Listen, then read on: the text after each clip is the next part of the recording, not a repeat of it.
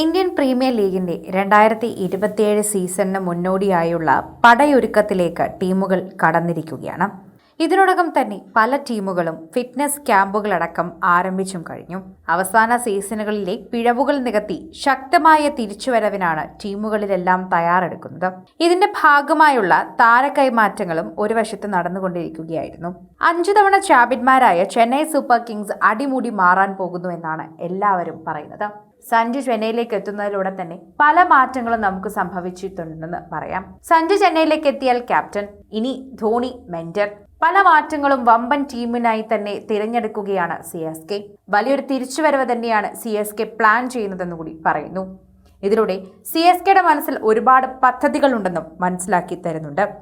Chennai super കിങ്സിന് കാര്യമായൊന്നും ചെയ്യാനായിട്ടില്ലായിരുന്നു. MS ധോണി പടിയിറങ്ങി ഋതുരാജ് ഗേക്വാദ് നായകസ്ഥാനത്തെത്തി CSK പിന്നോട്ട് പോയി. വരുന്ന സീസണിൽ അടിമുടി മാറ്റങ്ങളോടെ ഇറങ്ങാനുള്ള പദ്ധതികളാണ് ഒരുങ്ങുന്നത്. CSKയിൽ കടന്നിരിക്കുന്നതും അതുതന്നെയാണ്. ഇതിന്റെ ആദ്യ പടിയായാണ് പരിശീലക സ്റ്റീഫൻ ഫ്ലെമിങ്ങിനെ CSK ഒഴിവാക്കിയത്. പുതിയ പരിശീലകനായി മൈക്കൽ ഹസിയെ കൊണ്ടുവരാനാണ് CSK പദ്ധതിയിടുന്നത്. മുൻ ഓസീസ് താരവും CSK താരവുമായ ഹസി CSKയുടെ ശൈലിക്ക് അനുയോജ്യനായ താരമാണ്. അതുകൊണ്ട് തന്നെ ഹസിയെ CSK പരിശീലകനാക്കി കൊണ്ടുവരുന്നതിൽ താരങ്ങൾക്കും താല്പര്യമുണ്ടാകുമെന്നും പറയുന്നുണ്ട്. CSK CEO MS Dhoni Ruturaj ഗേക്വാദുമായി ചർച്ച നടത്തിയിരുന്നു. ഋതുരാജിനെ നായകസ്ഥാനത്ത് നിന്ന് മാറ്റാനുള്ള സാധ്യതകളും തള്ളിക്കളയാൻ സാധിക്കില്ല. സഞ്ജു സാംസനെ അടുത്ത സീസണിൽ നായകനായി കൊണ്ടുവന്നേക്കുമെന്നും സൂചനകളുണ്ട്. സഞ്ജു സാംസൺ രാജസ്ഥാൻ റോയൽസിന്റെ നായകനായി പ്രവർത്തിച്ച അനുഭവ സമ്പത്തുള്ള ഒരാൾ കൂടിയാണ്.